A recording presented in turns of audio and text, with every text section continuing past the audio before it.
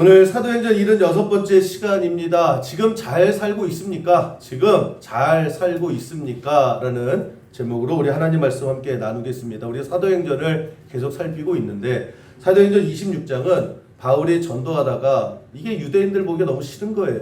그래서 고소했고 로마에까지 가서 재판을 받는 그런 장면입니다. 로마 가서 아그리파 왕 그리고 베스도 총독이 참여하는 곳에 재판을 받는 그런 내용입니다. 근데 재판 분위기라는 게 있잖아요. 근데 유대인들이 모든 수단과 방법을 다해서 압력을 넣는 겁니다. 저 바울이라는 건 죽여야 됩니다. 저 그냥 내버려두면 안 됩니다. 저 헛소리 자꾸만 합니다. 저 나중에 분란을 일으킵니다. 저거 예수랑 똑같습니다. 계속해서 압력을 가합니다. 처음에는 로마 입장에서는 관심이 없었거든요. 아이고 이름도 없는 사람, 화면이 보니까 죄도 없어 보여요. 그래서 그냥 풀어주려고 했는데 또 유대의 그런 지도자들 힘 있는 사람들이 계속 압력을 해서 저거 죽여야 됩니다. 죽여주십시오. 계속 그러니까 이 로마의 왕이나 또 총독이나 귀찮은 거예요. 자기 로마 사람도 아니고 그래서 의논을 하죠. 저 어떡할까? 아유 시끄러운데 그냥 죽이시죠. 라고 하는 분위기가 오늘 본문의 내용입니다. 그러니까 바울은 저저 죽여야 되겠다. 죽는 그런 분위기입니다. 그게 재판을 참여한 사람들, 특히 바울도 그거를 알죠. 가만히 보니까 나를 죽이는 쪽으로 재판 분위기가 흘러갑니다. 가만히 보니까 죽게 생긴 거예요. 여러분 우리가 바울의 입장이었다라고 하면 내가 죄 지은 것도 없어요. 처음에는 풀려날 것 같아요. 그런데 자꾸 분위기가 이상합니다. 나를 죽일 것 같은 거예요. 가만히 있다가는 이대로 앗소리도 못하고 죽게 생겼다라고 했을 때에 첫 번째 죽음 앞에서 겁이 나지요. 야, 나 이러다 진짜 죽는 거 아니냐. 억울하기도 하지요. 그래서 사람이 위축되기도 하고 겁먹기도 하고 또 살려고 발버둥 치기도 하는 게 인지상정 아닙니까? 내가 당장 죽게 생겼는데 어떻게든 살려고 애를 씁니다. 그런 분위기 속에 근데 바울은 엉뚱하게 그런 게 없더라는 게 오늘 본문이에요. 당당해요. 죽음에 대한 두려움이 없습니다. 말 하나하나에 확신이 있고 힘이 있더라는 거예요. 그래서 이 총독이 베스도였는데 베스도가 계속 물어보죠. 계속 당당한 거예요. 그게 오늘 24절 말씀입니다. 나중에 베스도가 뭐라고 얘기하냐면 바울이 이같이 변명하매 베스도가 크게 소리내어 이르되 바울아 내가 미쳤도다. 야, 이거 미친 거 아니야? 그러는 거예요. 오히려 흥분을 베스도가 하죠. 말하다가 아니야 너는 지금 너 죽는 거 몰라? 너 지금 우리가 너 죽이겠다고 하는 거잖아. 그래서 살려달라고 해야지. 아니 어떻게든 위축돼야지. 어떻게든 살려고 안간힘을 써야 되는데 너는 도대체 왜 죽는 걸 안 무서워하지? 라고 하는 거예요. 처음 봤다라는 거예요. 너는 목숨이 여러 개냐? 너는 왜 죽는 게 무섭지 않아? 너는 뭐를 믿고 이렇게 당당한 거야? 라고 하면서 오히려 신문하던 베스도가 흥분하는 거예요. 도대체 너 뭐야? 라고 하는 거예요. 여러분 이 본문에 나오는 이 바울의 모습 있죠? 나도 알아요. 이대로 가다 나 죽겠구나. 이 사람들이 날 죽이려고 하는구나. 참 코너로 몰려가는구나. 모든 사람들이 다 칼을 들고 나를 향해 있구나. 라고 하는 이 와중에 내 편 하나도 없습니다. 그런데 당당하더라는 거예요. 무서울 게 없는 거예요. 말 하나하나 또박또박 그렇게 말을 하고 위험을 느끼더라는 것입니다. 그러면 이게 오늘 성경에 주신 첫 번째 메시지예요. 예수 믿는 사람은 이런 거예요. 예수 믿는 사람은 이렇게 살아야 된다라고 하는 것입니다. 우리 예수 믿는 사람들이 이렇게 살아야 돼요. 세상 앞에서 주눅 들면 안 돼요. 세상 앞에서 주저함 없어야 되고요. 세상 앞에서 위축됨 없어야 되고요. 세상이 무엇이든지 간에 당당할 줄 아는 것, 그렇게 살아가는 것이 성도다라고 하는 것입니다. 그럼 얘기하잖아요. 우리가 돈도 없는데요. 저렇게 위협감을 주는데요. 어떻게 당당합니까? 당당할 근거가 있어야 될 거 아니에요. 그것을 요한복음 1장 12절에 우리가 이렇게 설명을 듣죠. 영접하는 자, 곧 그 이름을 믿는 자들에게는, 이게 성도예요. 여러분 우리 하나님 믿죠? 예수님께서 그리스도라고 하는 걸 고백한 사람들이죠. 그럼 뭐가 됐다고요? 하나님의 자녀가 되는 권세를 주셨다. 이렇게 설명을 합니다. 우리가 누구라는 거예요? 하나님의 자녀다라는 거예요.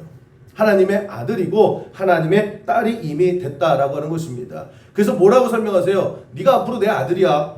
너 앞으로 네가 내 딸이야. 그리고 이건 안 변해. 네가 잘하면 앞으로 내 아들이 될 거고 네가 까딱 잘못하면 다시 파양시킬 거야. 이게 아니에요. 한 번 아들은 끝까지 아들이고 끝까지 책임져 주시고 한 번 딸은 끝까지 딸이고 끝까지 책임져 주시는 넌 영원한 내 아들이고 내 딸이야. 그러면서 뭐라고 말씀하세요? 이 땅에 살아가면서 뱀과 정갈, 악한 원수의 그런 머리를 박살내고 살아라. 도망다니고 살지 말아라. 너 내 아들이야. 너 내 딸이야. 그게 하나님의 마음이고 명령이었다라고 하는 것입니다. 그래서 우리가 하나님을 믿잖아요. 우리가 하나님의 은혜를 받고 살아가잖아요. 그럼 우리가 어떻게 살아가야 됩니까? 오늘 바울이 그걸 보여주는 거예요. 하나님의 아들처럼, 하나님의 딸처럼 그런 하나님이 내 아버지다라고 하는 긍지, 그런 자부심, 그런 자신감을 살아가야 되는 것이 우리 성도의 모습이다라고 하는 것입니다. 여러분 다윗 있지 않습니까? 다윗이 조그만 아이였어요. 이 아이가 이스라엘 모든 사람들이 벌벌 떨고 있는 골리앗 앞에서 딱 나가죠. 나갈 때 뭐라고 그래요? 반말해요. 아저씨인데 너는 창과 단창을 가지고 나와라. 넌 네 무기 들고 나와. 나는 뭘 들고 나와요? 망군의 여호와 이름을 가지고 나아간다. 이게 무슨 소리예요? 나 아버지가 하나님이야. 너는 칼 들고 와. 나는 하나님의 아들로 나갈 거야 라고 하는 이 자신감이 이 조그만 다윗에게도 있었다라고 하는 것입니다. 여러분 바울도 그렇고요. 다윗도 그렇고 공통점이 뭐예요? 당당함이에요. 당당함. 위축됨 없이 당당함. 이것이 하나님의 자녀가 살아야 될 모습이고, 근데 중요한 것은 뭐냐? 우리가 이렇게 우리의 모습을 찾아가면 찾아갈수록 제일 싫어하는 게 누구예요? 마귀예요. 마귀는 그 꼴을 절대 못 봐요. 마귀가 원하는 건 뭐예요? 늘 걱정해야 되고 근심해야 되고 주저앉아야 되고 살기 싫다고 해야 되고 무슨 일을 만나든지 안 될 거야 축 처져서 살아가고, 그래서 스스로 모든 것을 포기하고 살아가야 되는 거, 이거를 보고 싶은데 왜 이렇게 저렇게 당당하지? 그거 못 보는 거예요. 저 왜 이렇게 자신감이 있지? 그래서 정말 이걸 너무 싫어하거든요. 그래서 사탄과의 영적 싸움은 다른 거 아니에요. 수단과 방법을 가리지 않고 우리의 그런 길을 꺾으려고 하는 거예요. 무슨 길이요? 내가 하나님의 아들이다. 여러분 우리가 은혜 받고요. 우리가 말씀에 충만해지면 자신감이 생기는 거예요. 하나님 나를 지켜주시고 하나님이 나를 책임져 주시고 이게 막 와 닿아요. 근데 이걸 못 보거든요. 그래서 수단과 방법을 가리지 않고 그냥 십자가를 부르는 거예요. 뭘 부릅니까? 뭐라 그래요? 야, 너 아무것도 아니야. 계속 그래요. 너 아무것도 아니야. 너 안 된다니까. 니가 짓게 되면 다 되게. 계속해서 끊임없이 우리에게 언제까지요? 우는 사자와 같이 포기하지 않고 끝까지 우리를 쥐어 흔들어대요. 영적 싸움이라는 게 뭐 귀신이 뭐 그냥 내 다리 내라 이런 거 아니에요. 이기성 선생님 이상한 데서 뻥 터지시는데 감사합니다. 영적 전쟁은요 교묘한 거예요. 여러분 간첩이 나 간첩이야 그러고 간첩짓해요? 알게 모르게 스며드는 거예요. 우리의 생각 속에 우리의 마음 속에 딱 하나예요. 하나님의 은혜가 임할 때 나는 하나님의 자녀로 살려고 하는 성령의 역사가 있어요. 근데 마귀는 그걸 못 보는 거예요. 그게 너무 싫은 거예요. 저거 죽는다고 그래야 되는데, 저거 망한다고 그래야 되는데, 그래서 끊임없이 우리에게 너 안 된다니까, 너 그만두라니까 계속 그러죠. 그러면 우리가 한 민족이나 한 개인이나 마찬가지, 한 민족이 망하고 한 개인이 망할 때 보면 그 시작은 뭐냐? 자존심, 자긍심, 자존감, 긍지, 이것들이 무너질 때부터 시작이 되는 거예요. 아무리 가난해도요 자존감이 있으면 안 무너져요. 그런데 아무리 돈이 많아도요 자부심, 긍지, 이것들이 무너지면 그냥 속절없이 무너지는 것이 한 개인이고 한 민족의 삶이다라는 거예요. 우리가 눈두고 그것을 봐야 된다라고 하는 것입니다. 예를 들면 일제 강점기 시절에 있죠. 일본이 우리나라를 이제 왔는데 우리 민족에게 했던 것이 뭐냐? 식민사관이에요. 생각부터 바꾸는 거예요. 생각부터. 아주 치밀하게 그 식민사관이다라고 하는데, 이 식민사관이 뭐냐면 쉽게 얘기하면 그겁니다. 야, 니네 조선은 못난 놈들이야. 에이, 못난 것들. 요즘 가스라이팅이라고 그러잖아요.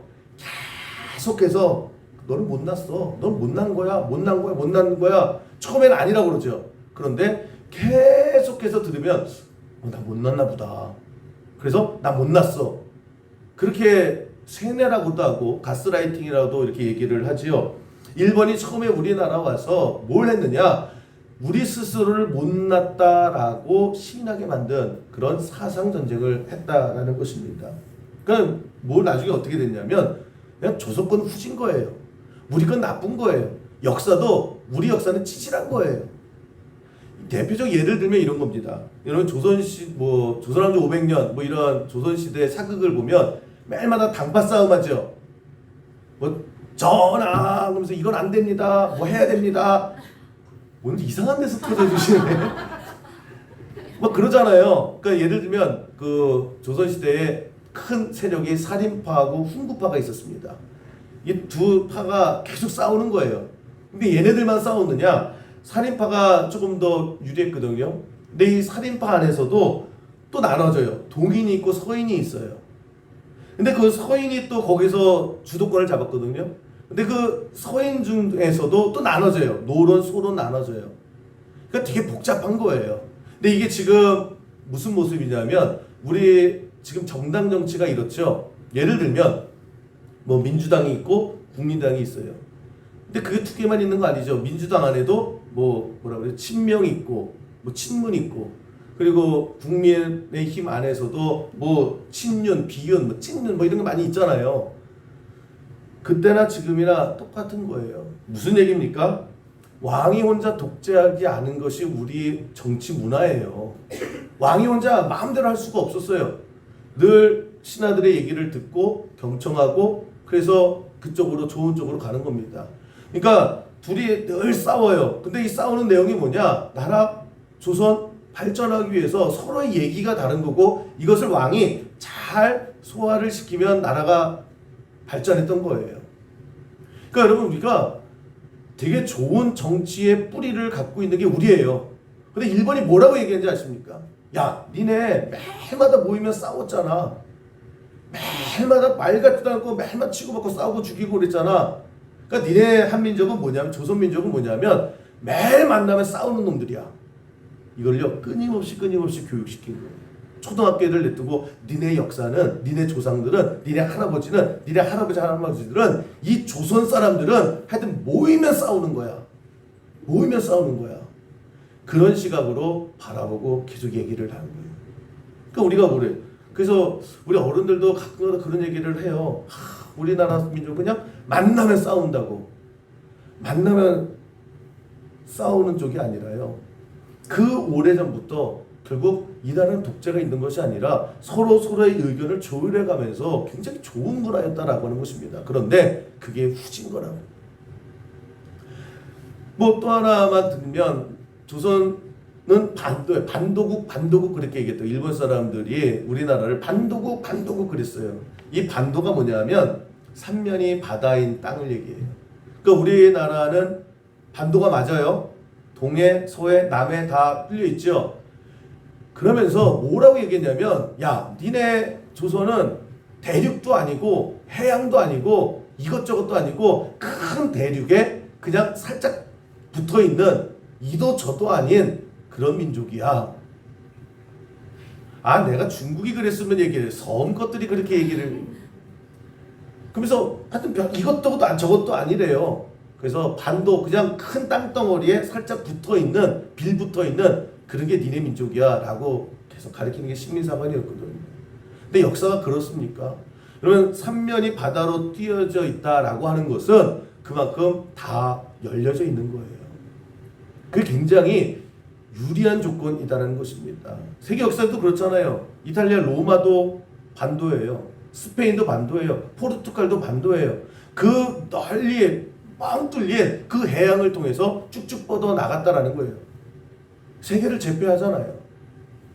그런데 니네 조선은 아니야. 이것도 아니고 저것도 아니야. 절거 나쁜 게 아닌데 나쁘대요.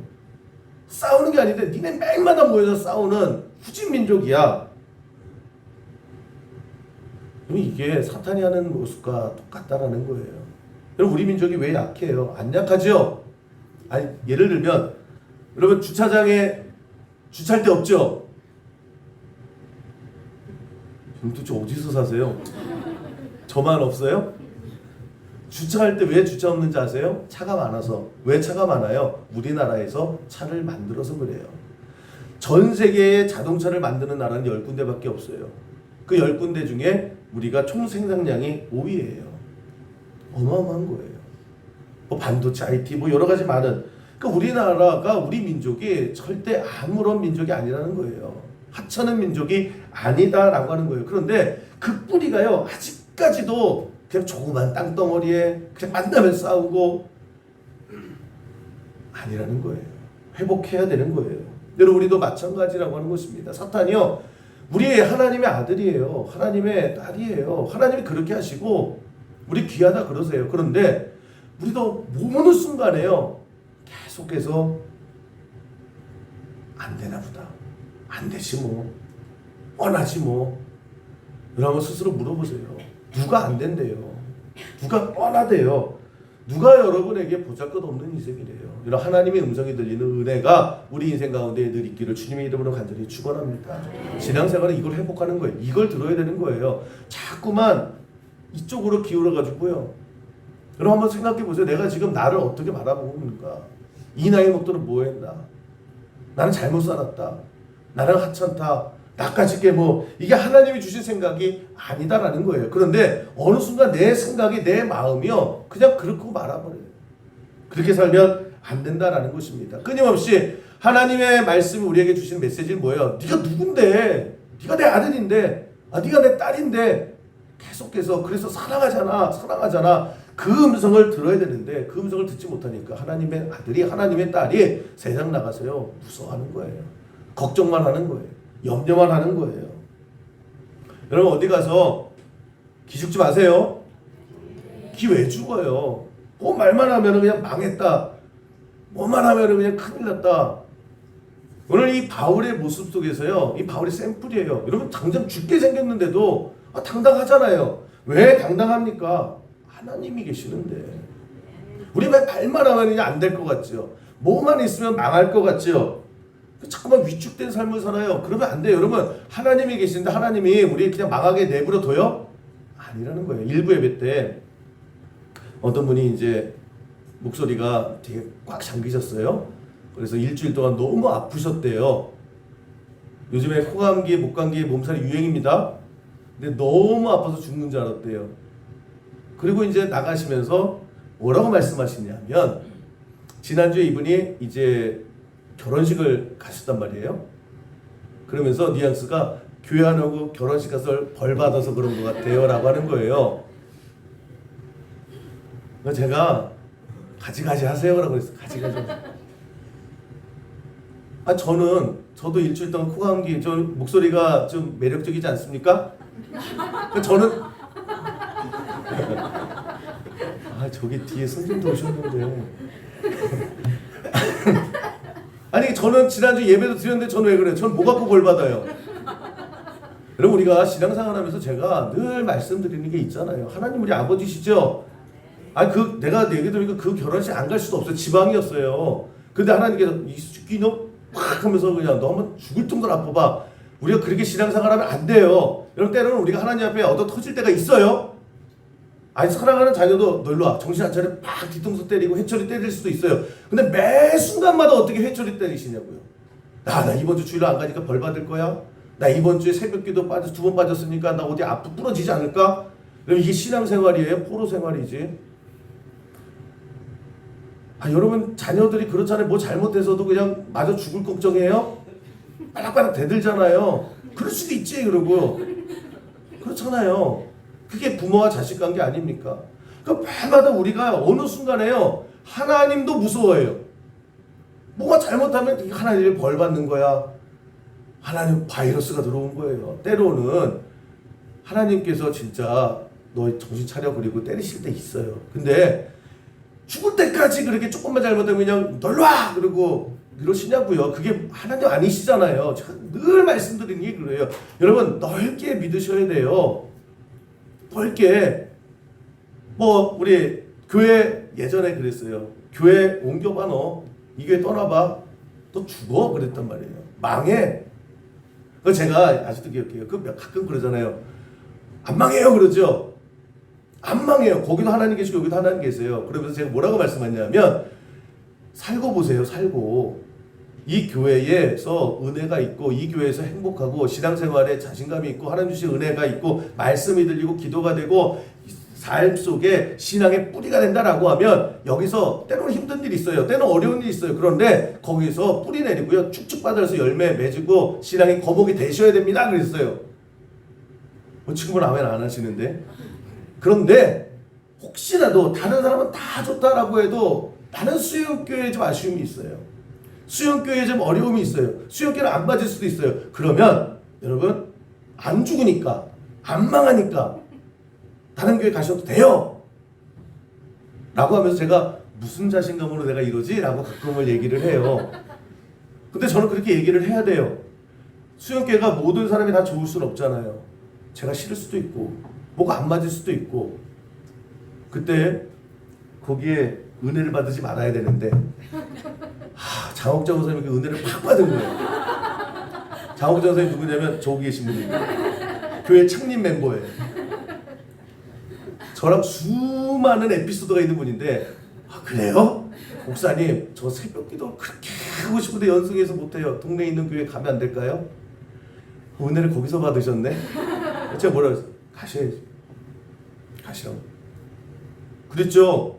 가시라고. 은혜 거기서 어디 가서 수영교회 신앙생활 한 것처럼 더 열심히 하시라고 보내드렸어요. 다시 오셨죠? 저분이 망해서 왔어요? 여러분 그러면 하나님께서 망하게 하세요? 아니에요. 수영교회 떠나도 이거 또 누가 은혜 받으면 어떡하지? 수영교회 떠나도요 안 망해요. 왜 자꾸만 왜 이렇게 신앙생활을요 뭐 질질 끌려서 포로처럼 해요. 장우정 원사님 다시 온 게 그래서 수영교회 만난 데가 없어요. 근데 난 여기서 죽을 거예요 그러시잖아요. 망하에서 오셨냐고요? 그 교회에서도 은혜 많이 받고 오신 거예요. 그러니까 여러분 제가 무슨 얘기를 하는 거예요? 무슨 뭐만 하면 망할 것 같고요. 뭐만 하면 안 될 것 같고 뭐만 하면 하나님 옆에 벌 받는 것 같고 이게 하나님의 자녀의 모습이 아니다는 거예요. 어떤 집에 노예도 그렇게 안 살아요. 노예도. 근데 우리 하나님의 아들이 되잖아요. 우리의 삶 속에 이런 모습이 회복되는 은혜가 있기를 주님의 이름으로 간절히 축원합니다. 우리 이거 회복해야 되는 거예요. 왜 뭐만 하면은 그냥 안 될 것 같은데 뭐만 하면 하나님이 벌 받는 거 아니야? 여러분 자식 그렇게 키우세요? 아니잖아요. 여러분 오래전에 어떤 그 기업을 하시는 분이 칼럼을 쓴 것이 있는데 이런 칼럼을 쓰더라고요. 그 어렸을 때 정말 먹을 것이 없이 가난한 홀어머니 밑에서 자랐대요. 정말 먹을 게 집에 먹을 게 없었다라는 거예요. 근데 예전에는 동네 잔치를 할 때 마을 잔치를 했잖아요. 이렇게 그러면 동네 사람들이 다 가서 전도 붙여주고 뭐 이렇게 하지 않습니까? 이 어머니가 이 초등학교밖에 안 된 아이 때 야 너도 꼬박에서 도와드려 꼭 잔치집에 보냈다라는 거예요. 그럼 이 초등학교회가 할 게 뭐가 있겠어요? 잔심부름하고 뭐 그런 거밖에 더 있게 집 날라주고 심부름하고 이런 거밖에 없죠. 근데 이 조그만 애가 왔다 갔다 하니까 일로 와봐 그래서 먹을 거 주잖아요. 떡도 주고 전도 주고 밥도 주고. 그 어머니가 뭐라고 말씀하셨냐면 너 주시는 것들 감사하다고 먹어. 그리고 주시는 거 사양하지 말고 다 먹어. 실컷 먹어. 못 먹었던 거니까 다 먹어. 그러니까 이 꼬마이가 신난 거죠. 그래서 그냥 열심히 심부름도 하고 부른 데마다 기원받고 다 먹어. 근데 이 어머니가 뭐라고 말씀하시냐면 그런데 일 끝나고 집에 올 때 너 떡 하나라도 가지고 오면 안 돼. 가져가라고 싸주셔도 사양하고 너 올 때는 빈손으로 와야 돼. 꼭 그래야 돼. 그래서 이제 어머니가 그렇게 말씀하니까 그렇게 들었대요. 근데 한 번, 두 번 하니까 여러분도 마찬가지죠. 뷔페에서 잘 먹고 집에 가면 뭔가 허전하잖아요. 이 아이도 그렇다는 거예요. 그때는 배불러서 주는 거 다 못 먹었는데 집에 오니까 자꾸만 전이 생각이 나고 갈비가 생각이 나는 거예요. 떡이 생각이 나는 거예요. 그래서 이제는 어떻게 해요? 가서 열심히 주는 거 먹고 그 다음에 주시는 건 사양 안 하고 주머니 이렇게 넣고 왔대요. 도둑질하고 온 거 아니에요. 주시는 거 감사합니다. 그리고 주고 왔대요. 근데 이걸 어머니한테 딱 걸렸네요.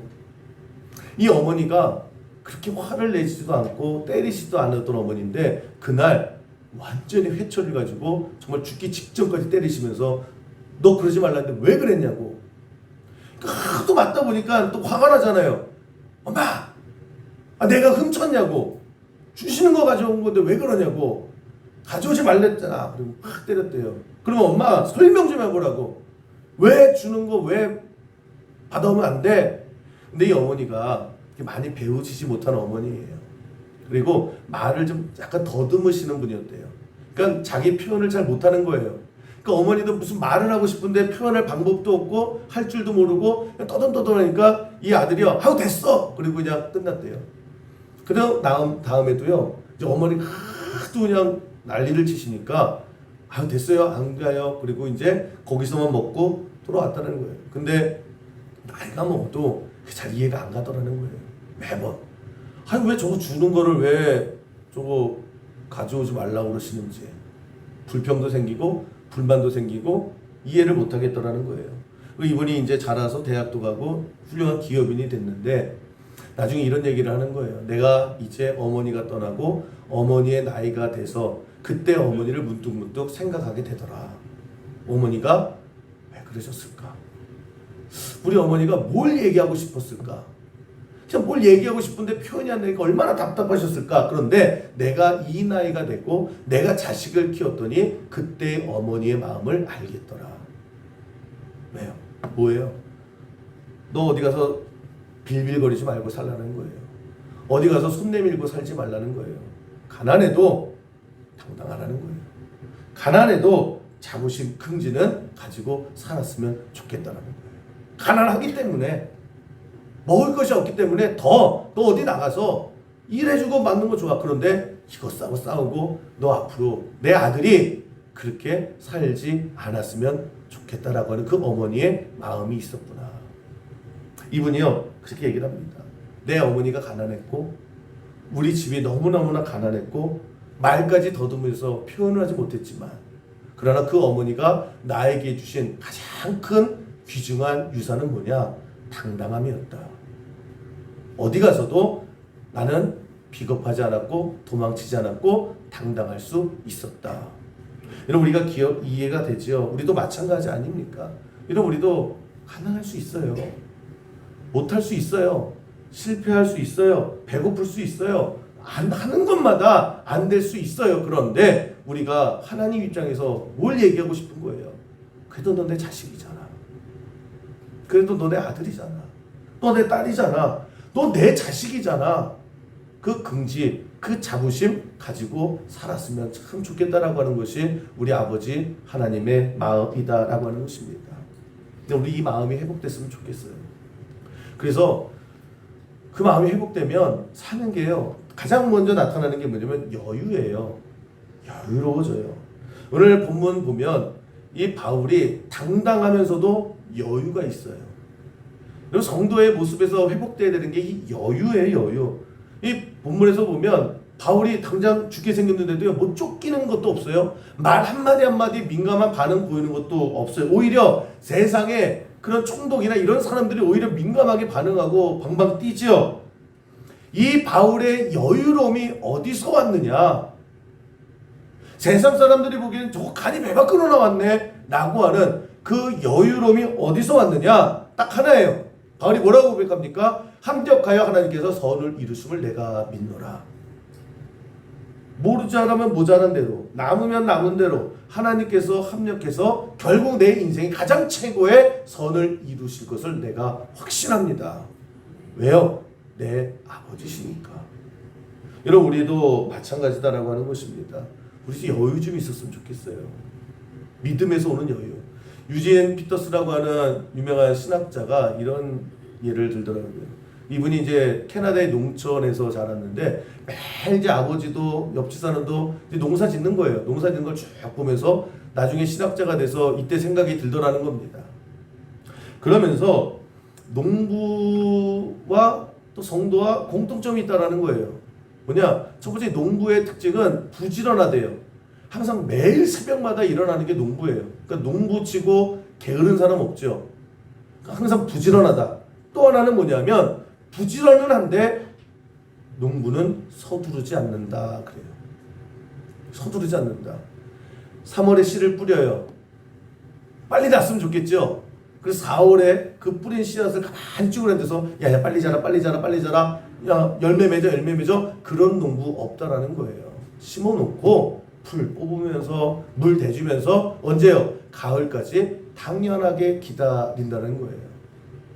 무너지면 추수의 계절이 오겠지. 어느 누구도 농사지면서 서두르게 왜 이렇게 안 자라 왜 이렇게 안 자라 그냥 때가 되면 거두겠지. 성도의 모습도 그렇다라는 거예요. 여러분 우리도 마찬가지입니다. 우리 열심히 살아요. 당장 되는 일도 있지만 안 되는 일도 있고 이해할 수 있는 일도 있지만 이해 못하는 것도 있어요. 그런데 우리가 뭘 믿어요? 합력하여 하나님께서 때가 되면 아름다운 결실을 우리 각자에게 필요한 대로 차고 넘치게 될 줄로 믿습니다. 바울이 왜 여유가 있었을까요? 하나님께서 그 전에 해주신 말씀이 있었잖아요. 너 해낼 일이 있어. 너 이 일 하기까지는 세상에 아무도 못 건드려. 그래서 바울이 아멘 그랬죠. 그리고 나서 세상이 나 죽인대요. 그 바울이 뭐라고 그러는 거예요? 니네가 나 죽이려면 죽여봐. 하나님께서 나 할 일이 있다는데 니네들이 나 어떻게 죽여? 여유가 있는 거예요. 여러분 창세기 26장에 보면 이삭 얘기가 나오는데 저는 이 이삭 얘기를 되게 좋아해요. 이삭이 이제 중동 사막에서 우물을 파거든요. 우물을 파는 데마다 사막 한가운데서 우물이 팡 터져 나와요. 그 이물이 얼마나 귀합니까? 그 옆에서 이거 내 거야 그래요. 이삭이 뭐라고 합니까? 또 가져 그래요. 또 옆에서 한참 가서 또 파요. 또 우물이 뻥 터져 나와요. 그러니까 또 여기 쫓아가가지고 이것도 내 거야 그래요. 또 가져. 또 여기서 하니까 여기서 터져 나오고 6, 7번을 그렇게 터져 나오니까요. 이제 또 야 여기도 터져 나왔어? 막 쫓아가요. 또 뺏으려고. 그러다가 이 사람들이 가만히 생각하는 거예요. 야 근데 야 우리 이거 사막 아니야. 사막에서 어떻게 저 사람은 파는 데마다 우물이 나오냐? 야 저 사람 하나님 있는 사람이래. 야 그 하나님이 진짜 신 아니냐? 그러면서 어떻게 해요? 그 다음부터 이삭을 두려워하기 시작하더래요. 이삭이 왜 그랬을까요? 여유예요. 하나님께서 터져 주신다. 하나님이 내 아버지시고 내 아버지의 아버지시고 나의 아버지시고 내 자식의 아버지 되심을 믿고 살았다라는 거예요. 여러분 우리 너무 이렇게 조급하게 하지 않았으면 좋겠어요. 그냥 원래 우리의 모습이요 하나님 믿고 살아가는 거잖아요. 우리 자꾸만 너무 이뻐지려고 그래요. 너무 완벽해지려고 그러는데요. 너무 능력을 많아지려고 하고 누가 봐도 멋있어지려고 해요. 그 정일품 소나무나 뭐 이런 나무들 있죠. 천연기념물이나 보물로 지정된 우리나라 소나무들 뭐 1000년, 1500년 사는 나무들이면서요. 이 나무들의 공통점이 뭔지 아세요? 여러분 집에 가서 찾아보세요. 다 못생겼어요. 꾸불꾸불하고요. 그냥 쭉 뻗은 나무가 하나도 없어요. 하나같이 다 이상하게 생긴 나무예요. 어느 식물학자가 그런 얘기를 했대잖아요. 저 소나무가 왜 1000년 넘게 산지 아십니까? 못생겨서 그렇대요. 잘생긴 놈들은 야 이거 쫙 뻗었네. 그리고 배 가지고 기둥 만들고요. 이거 멋있네. 잘라가지고 가구 만들고요. 못생겨서 아무도 건들지 않아서 1000년, 1500년 지금까지 버텼다라는 거예요. 우리도 마찬가지 아닙니까? 여러분 내가 이렇게 잘하려고 안 하셔도요. 하나님께서 먹여주시고 입혀주시고요. 하나님께서 책임져 주시는 거예요. 내가 지금 잘 살고 있나 한번 보세요. 열심히 산다고 잘 사는 거 아니에요. 하나님의 원래 나의 모습으로 회복되고 원래 내가 살아가야 되는 그 모습이 회복될 때 잘 살고 있는 거예요. 하나님의 아들로 하나님의 딸로 여러분 당당하셔야 되고요. 난 돈이 없는데 나는 뭐 조금 안 되는데 나는 상처를 받았는데 괜찮아요. 하나님의 바라시오 하나님의 아들답게 딸답게 당당함과 여유가 회복돼서 여러분 사는 게 재밌으셔야 돼요. 사는 게 행복하셔야 되고 내일이 기대되는 그런 삶을 하나님과 함께 꿈꾸며 나아가는, 그래서 지금 누가 물어봐도 나 잘 살고 있습니다, 내 모습대로 살고 있습니다, 고백할 줄 아는 우리 믿음의 백성 되기를 주님의 이름으로 간절히 축원합니다.